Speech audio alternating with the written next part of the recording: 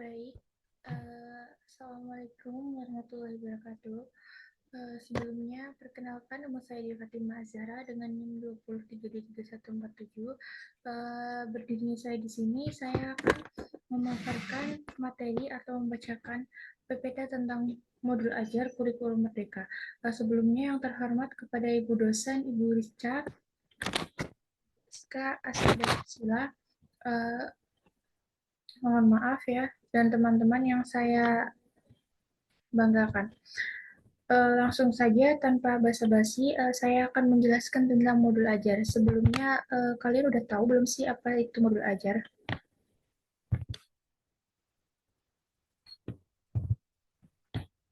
Nah, modul ajar itu merupakan salah satu perangkat ajar yang digunakan untuk merencanakan pembelajaran. Modul ajar sama seperti RPP, namun modul ajar memiliki komponen yang lebih lengkap. Yang pertama, modul ajar adalah sebuah dokumen yang berisi tentang tujuan, langkah, dan media pembelajaran serta asesmen yang dibutuhkan dalam satu unit atau topik berdasarkan alur tujuan pembelajaran. Pendidik memiliki keleluasaan untuk membuat sendiri, memilih, dan memodifikasi modul ajar yang tersedia sesuai dengan konteks, kebutuhan, dan karakteristik siswa. Nah, yang pertama, modul ajar itu merupakan perangkat ajar yang digunakan untuk merencanakan pembelajaran. Nah, di sini gunanya modul ajar itu untuk pegangan atau untuk seperti digunakan untuk merencanakan pembelajaran, seperti pembelajaran itu akan berlangsung seperti apa, dan pembelajaran itu bertujuan untuk apa, sama seperti RPP seperti itu. Dan modul ajar dan RPP itu juga memiliki alokasi waktu. Semisal pembukaan, pembacaan salam, absensi siswa, atau seperti ice breaking, seperti itu ditulis dalam modul ajar. Nah, modul ajar itu yang pertama memiliki tujuan. Ya, tujuan dari modul ajar itu seperti apa? Misal seperti tujuan dari modul ajar itu untuk mempermudah siswa memahami materi. Yang kedua ada langkah-langkahnya. Langkah-langkah dari pembelajaran itu akan berjalan seperti apa, terus metode yang digunakan itu apa, seperti itu. Nah, yang selanjutnya ada media pembelajaran. Media pembelajaran di sini itu seperti buku, LKS, atau alat peraga seperti yang lainnya, video, atau seperti kartu angka, seperti itu untuk pembelajaran matematika mungkin ya. Dan tidak lupa dalam modul ajar itu ada yang namanya assessment. Assessment itu pasti dibutuhkan ya dalam satu unit atau topik berdasarkan alur tujuan pembelajaran. Karena assessment ini memiliki tujuan juga. Assessment ini bertujuannya untuk mengukur sejauh mana kemampuan siswa tersebut untuk pembelajaran itu. Nah, selanjutnya, eh, pendidik ini juga memiliki keleluasaan untuk membuat sendiri, memilih, dan memodifikasi modul ajar yang tersedia sesuai dengan konteks, kebutuhan, dan karakteristik peserta didik. Nah, di sini pendidik itu memiliki wewenang atau keleluasaan untuk membuat sendiri atau memilih dan memodifikasi modul ajar. Jadi seperti ini. Kan kita sebagai calon pendidik ya, nantinya kita yang mengetahui karakteristik siswa dan kemampuan siswa atau kebutuhan siswa yang bagaimana. Jadi kita bisa saja memodifikasi atau membuat model pembelajaran sendiri, model ajar sendiri. Seperti mungkin untuk kelas 1, kelas 2 masih suka bermain seperti itu. Mungkin kita bisa memodifikasi atau membuat model ajar sendiri seperti banyaknya video pembelajaran, banyaknya alat peraga, game permainan, tapi dengan belajar seperti itu.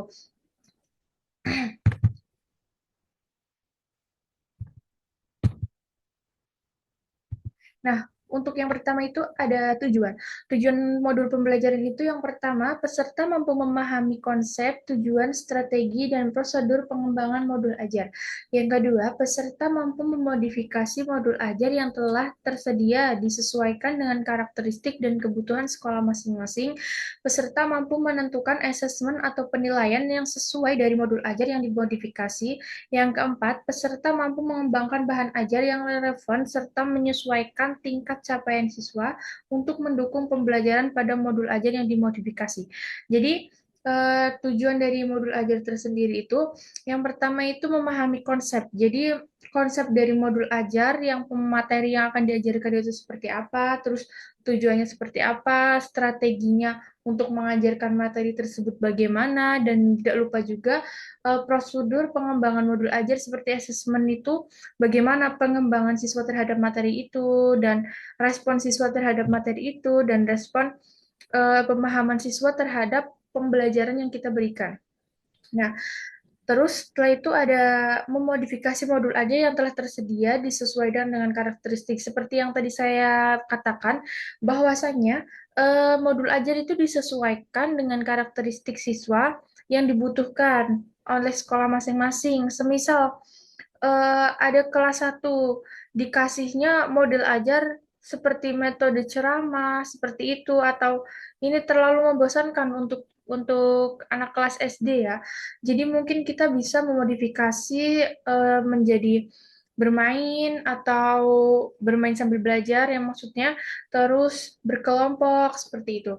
Nah, terus yang ketiga ada mampu menentukan asesmen atau penilaian. Jadi si pendidik itu mampu memberikan penilaian atau asesmen ini gak gak harus UTS dan UAS melulu, tetapi kita juga harus memberikan penilaian secara berkelana seperti umpan balik pertanyaan, memberikan PR, ulangan harian seperti itu. Terus juga ada yang keempat, peserta mampu mengembangkan bahan ajar yang relevan serta menyesuaikan tingkat capaian siswa untuk mendukung pembelajaran pada modul ajar yang dimodifikasi. Nah, jadi di sini kita sebagai pendidik itu harus bisa mengembangkan bahan ajar. Seperti contohnya kita tidak harus seperti di pacuan buku terus ya. Kita tidak harus berbaca pada buku terus karena tidak banyak peserta didik yang suka membaca atau lain-lain. Jadi kita harus mengembangkan bahan ajar itu seperti ditambah dengan alat peraga, praktek, atau eksperimen di luar kelas, seperti itu.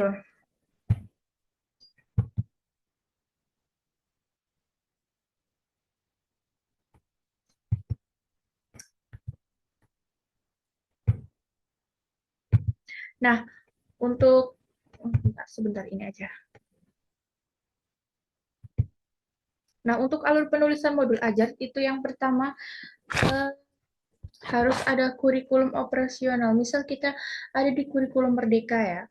Nah, kita harus ada itu berarti kurikulum operasionalnya kurikulum Merdeka. Terus habis itu tujuan pembelajarannya itu bagaimana? Nah, alur tujuan pembelajarannya itu seperti apa, akan berjalan seperti bagaimana, dan jadilah modul ajar. Nah, contoh alur menyusun modul ajar itu seperti ini. Ini ada di contoh mata pelajaran bahasa Indonesia.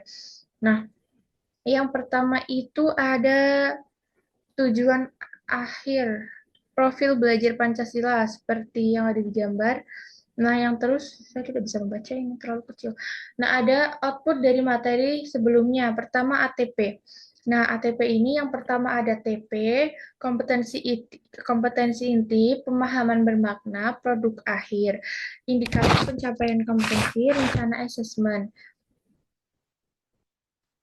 Asesmen itu tidak boleh ketinggalan ya guys di dalam modul ajar. Yang selanjutnya ada komponen modul ajar lengkap. Nah, yang pertama ada komponen modul ajar, yang ada pertama fase capaian modul ajar, yang kedua jumlah jam pelajaran, yang ketiga model pembelajaran, yang keempat tujuan pembelajaran, yang kelima dimensi Pancasila, yang keenam pengetahuan atau keterampilan persyaratan. Yang kedua ada komponen detail modul ajar pertemuan. Jadi ada yang satu kali satu pertemuan seperti itu. Yang pertama itu ada bahan ajar, yang kedua pemahaman bermakna, yang ketiga pemahaman permantik, yang keempat indikator keberhasilan, yang kelima asesmen, yang keenam sarana dan prasarana, yang ketujuh perencana kegiatan. Nah, tidak lupa pula komponen modul ajar itu juga ada lampirannya seperti lembar aktivitas, rubrik penilaian, dan bahan ajar lain yang relevan seperti praktek. Misal di matematika itu ada angka-angka seperti puzzle seperti itu. Jangan lupa dilampirkan dalam di dalam komponennya, komponen modul ajar. Nah, di sini ada komponen modul ajar secara keseluruhan. Yang pertama ada informasi umum terlebih dahulu, paling atas. Yang pertama ada identitas sekolah. Yang kedua ada kompetensi awal. Yang ketiga ada profil belajar. Yang keempat ada sarana dan prasarana. Yang kelima ada target peserta didik. Yang keenam ada model pembelajaran yang digunakan. Nah, di kompetensi inti ada tujuan pembelajaran, pemahaman bermakna, pertanyaan, persiapan pembelajaran, yang selanjutnya kegiatan pembelajaran, assessment, pengayaan dan remedial, dan yang terakhir refleksi peserta didik dan guru. Dan tidak lupa lampiran ya yang saya tadi berikan. Yang pertama ada lembar kerja peserta didik seperti ulangan harian, UTS dan UAS. Yang selanjutnya bahan bacaan guru dan peserta didik seperti LKS atau buku. Yang pertama ada glosarium, yang terakhir ada daftar pustaka, tidak boleh ketinggalan ya. Nah, untuk komponen modul ajar secara wajib, yang pertama itu ada alur tujuan, yang pertama itu ada tujuan pembelajaran, tidak boleh ketinggalan yang pertama tadi di atas ya, yang disebutkan tujuan pembelajaran, langkah-langkah pembelajaran dan kegiatan pembelajaran, dan yang ketiga ada assessment. Assessment tidak boleh ketinggalan karena assessment ini untuk mengukur sejauh mana siswa itu berkembang dalam pembelajaran tersebut. Nah, yang selanjutnya ada acuan teknik modifikasi. Kita sebagai pendidik misal akan memodifikasi modul ajar. Yang pertama itu menetapkan tujuan belajar berdasarkan CP dan ATP sesuai karakteristik murid dan profil pembelajar Pancasila. Nah, di sini sudah jelas sekali bahwasannya kita sebagai pendidik itu harus menyesuaikan dahulu capaian pembelajarannya seperti apa dan karakteristik siswanya seperti apa yang sekiranya kita tahu karena kita pendidik, jadi tahu bagaimana peserta didik itu cara belajarnya atau cara menerima materinya bagaimana seperti itu. Yang kedua ada menyusun desain pembelajaran. Ada melaksanaan dan merefleksikan kegiatan pembelajaran seperti efektif, seperti bagaimana ya cara melaksanakan pembelajaran ini agar efektif, apakah kita harus melakukan eksperimen di luar kelas atau seperti praktek atau kerja kelompok seperti itu ya. Terus selanjutnya ada proses pembelajaran mendukung pengembangan kompetensi dan karakter peserta didik secara holistik.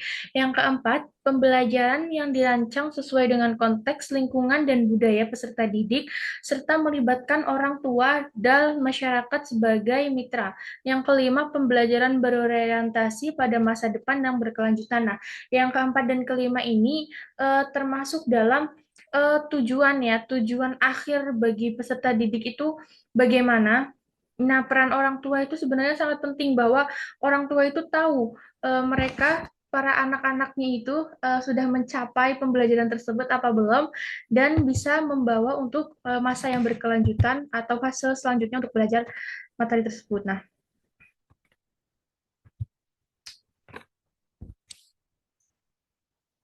Nah, berikut ada hal yang perlu diperhatikan saat memilih modul ajar untuk dimodifikasi ya. Yang pertama ada apakah selaras dengan rencana yang sudah dibuat saat penyusunan ATP, semisal belum, berarti kita boleh memodifikasi modul ajar tersebut. Nah, yang kedua ada apakah cocok dengan kondisi dan karakteristik murid. Kita sebagai pendidik yang tahu karakteristik murid kita bagaimana. Nah, jikalau saja modul ajar tersebut tidak cocok, kita bisa memodifikasi modul ajar tersebut. Nah, yang ketiga, apakah sarana dan prasarana tersedia di sekolah, misal waktu atau bahan ajar seperti itu tersedia di sekolah apa tidak. Jikalau tidak ada, kita bisa menggantikan dengan yang ada atau bagaimana seperti itu. Yang keempat ada apakah yang perlu atau bisa dimodifikasi. Jadi kita tidak boleh asal modifikasi seperti itu mengganti-ganti atau merubah modul ajar. Jadi kita harus mempertimbangkan yang perlu dimodifikasi dan yang tidak. Nah, berikutnya ada contoh modifikasi modul ajar. Yang pertama, sila memilih modul ajar dengan lengkap sesuai jenjang yang diinginkan yang tersedia di LMS serta modifikasi modul ajar dari contoh tersebut. Nah, jadi kita memodifikasinya itu sesuai dengan fasenya ya. Tidak boleh memodifikasi fase A diganti memodifikasi dengan fase B. Tidak boleh seperti itu. Yang pertama contoh yang selanjutnya ada contoh yang dilampirkan bukan contoh baku. Peserta diperbolehkan untuk membuat modifikasi modul ajar sesuai dengan karakteristik, konteks, dan kebutuhan kelas. Seperti yang tadi saya jelaskan, bahwasanya pendidik yang tahu karakteristik dan kebutuhan siswanya ya. Jadi kita harus menggantikannya, memodifikasi. Yang selanjutnya ada struktur wajib dalam modul ajar adalah tujuan, langkah-langkah pembelajaran, kegiatan pembelajaran, dan asesmen. Tidak boleh dihapus itu ya guys. Di dalam modul ajar itu harus ada tujuan dari pembelajaran itu apa, langkah-langkah pembelajarannya bagaimana, dan kegiatan pembelajarannya itu seperti apa, dilakukan bagaimana, dan tidak lupa pula asesmen untuk mengukur kemajuan dan apakah tujuan pembelajaran itu selama kegiatan itu berlangsung mempermudah siswa atau tidak. Paradigma asesmen ini tidak usah harus diperhatikan dalam menentukan asesmen. Nah, selanjutnya ada asesmen ya guys. Nah, ada asesmen awal pembelajaran. Asesmen awal pembelajaran dapat dilakukan untuk mengidentifikasi kebutuhan belajar peserta didik dan hasil digunakan untuk merancang pembelajaran yang sesuai dengan tahap capaian peserta didik. Nah, peserta didik dapat melaksanakan asesmen awal pembelajaran sesuai kebutuhan, misalnya pada awal pelajaran, pada awal tahun pelajaran, pada awal semester, sebelum memulai satu lingkup materi dapat berupa satu atau beberapa TP, atau sebelum menyusun modul ajar secara mandiri. Dengan demikian, asesmen awal pembelajaran tidak perlu dilakukan setiap mengawali tatap muka. Asesmen pada awal pembelajaran diharapkan tidak memberatkan pendidik atau satuan pendidikan. Namun demikian, jika pendidik atau satuan pendidikan memiliki kemampuan dapat melengkapi data tambah dengan melakukan asesmen non-kognitif yang mencakup kesimpangan belajar, minat, profil belajar, latar belakang keluarga, riwayat tumbuh kembang, dan lain-lain. Nah, asesmen pembelajaran. Asesmen merupakan kegiatan terpadu dari proses pembelajaran. Ya, asesmen dirancang dan dilakukan sesuai dengan fungsi asesmen tersebut dengan keleluasaan untuk menentukan teknik dan waktu pelaksanaan asesmen agar efektif mencapai tujuan pembelajaran. Asesmen dirancang secara adil, proporsional, valid, dan dapat dipercaya. Laporan kemajuan pembelajaran dan pencapaian peserta didik bersifat sederhana dan informatif. Hasil asesmen digunakan oleh peserta didik, pendidik, dan tenaga pendidik dan orang tua sebagai bahan refleksi untuk meningkatkan mutu pembelajaran. Nah, di sini ada alur asesmen yang perlu kita perhatikan. Yang pertama ada menentukan tujuan pembelajaran sesuai alur berkembang dimensi. Nah, jadi tuh kita menentukan tujuan pembelajaran seperti apa. Jadi kita harus asesmennya itu disesuaikan dengan tujuan ya. Semisal siswa dapat memahami bilangan tersebut. Berarti asesmennya itu tentang bilangan agar si siswa itu agar kita para pendidik itu tahu bahwa para siswa itu sudah memenuhi tujuan untuk memahami indikator tersebut apa belum. Nah, ini merancang indikator seperti saya bicara tadi, memastikan ke dalam tujuan membuat indikator yang mencakup aspek kognitif, sikap, dan keterampilan, menyusun strategi asesmen, menyiapkan alat ukur dan instrumennya, menyiapkan instruksi atau paduan untuk murid, mengelola hasil asesmen dan bukti pencapaian peserta didik untuk membuat invensi kesimpulan mengenai pencapaian peserta didik tahap tujuan pembelajaran dan menyusun rapor. Nah, yang perlu kalian ketahui bahwa assessment itu ada tiga ya guys. Yang pertama ada assessment as learning, yang kedua for learning, dan yang terakhir ada off learning. Yang pertama, as learning itu untuk di masa pembelajaran. Jadi, assessment as learning ini termasuk assessment formatif yang dilakukan di saat pembelajaran. Jadi kita melakukan assessment ini untuk penilaian peserta didik secara berkelana dan terus-menerus, seperti contohnya memberikan umpan balik, pertanyaan, atau agar si siswa itu, agar kita tahu pencapaian siswa dalam pembelajaran tersebut itu tercapai atau tidak. Yang selanjutnya ada assessment for learning. Ini juga termasuk assessment perbaikan ya. Asesmen perbaikan itu juga dilakukan secara berkelana seperti ulangan harian, PR. Jadi kita sebagai pendidik tahu apakah si siswa ini apa yang perlu diperbaiki untuk yang kedepannya lagi, untuk tes, untuk asesmen kedepannya lagi. Nah, yang terakhir itu ada assessment for learning, of learning maksudnya, mohon maaf ya. Untuk assessment of learning ini dilakukan evakuasi akhir, contohnya seperti UTS dan UAS. Nah, UTS dan UAS ini termasuk untuk assessment of learning itu termasuk assessment sumatif.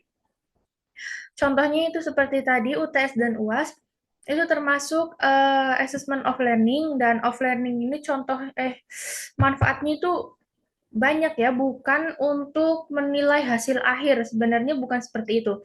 Tetapi untuk umpan balik atau menjadi cerminan bahwa si siswa ini ke depannya itu bagaimana, untuk apakah perlu dirubah ataukah seperti apa pembelajarannya perlu diubah, itu untuk bukan untuk siswanya saja kalau untuk yang sumatif ini, yang off learning ini, tetapi untuk guru dan sekolah, dan tidak lupa juga untuk orang tua, bahwa si orang tuanya itu kan sudah dibilang tadi di atas bahwasannya orang tua itu juga mengambil alih ya yang ini. Nah, untuk mengenai pencapaian seperti didik, bukan yang ini tadi, yang di atas. Nah, pendidikan orang tua dalam bahan refleksi yang mutu. Jadi orang tua itu agar tahu dalam tes akhir siswanya itu, anaknya itu berkembang atau memahami konsep dari pembelajaran tersebut. Nah, seperti itu. Untuk jenis assessment tadi sudah dijelaskan, ada as learning, for learning, dan off learning ya. Untuk bentuk assessment itu ada banyak, seperti tadi yang saya sebutkan, ada contoh diskusi kelas, tanya jawab, UTS dan UAS ya kalau untuk sumatif. Nah, untuk pelaksanaan asesmen sumatif dan formatif sudah saya jelaskan tadi juga. Untuk yang formatif itu dilakukan di saat pembelajaran dan dilakukan secara berkelana ya teman-teman. Dilakukan secara berkelana dan aktif seperti tanya jawab, ulangan harian, untuk memastikan bahwa si siswa itu paham tidak dalam melakukan materi tersebut. Untuk sumatif itu sudah tahu dilakukan saat melakukan evaluasi akhir seperti UTS dan UAS. Nah, itu. Untuk pengembangan bahan ajar itu seperti tadi ya, dapat bersifat variatif, bisa berupa bahan ajar cetak dan non cetak, tersedia dalam dibutuhkan dengan ATP. Bahan ajar membuat kegiatan pembelajaran lebih bermakna dan variatif. Seperti itu yang tadi saya jelaskan. Dan untuk hal-hal untuk menyesuaikan ruang lingkup pembelajaran. Seperti ini, peserta didik dan mencari kompetensi masyarakat yang belum siap untuk belajar di ruang lingkup materi. Peserta didik sudah siap belajar, memberikan kesempatan untuk seluruh lingkup materi dan penugasan yang sesuai. Seperti itu pokoknya intinya untuk pengembangan modul ajar itu sudah sangat lengkap sekali. Tadi saya sudah jelaskan, pasti kalian sudah paham. Kurang lebihnya mohon maaf, saya undur diri. Jika ada kesalahan kata, mohon dimaafkan. Wassalamualaikum warahmatullahi wabarakatuh.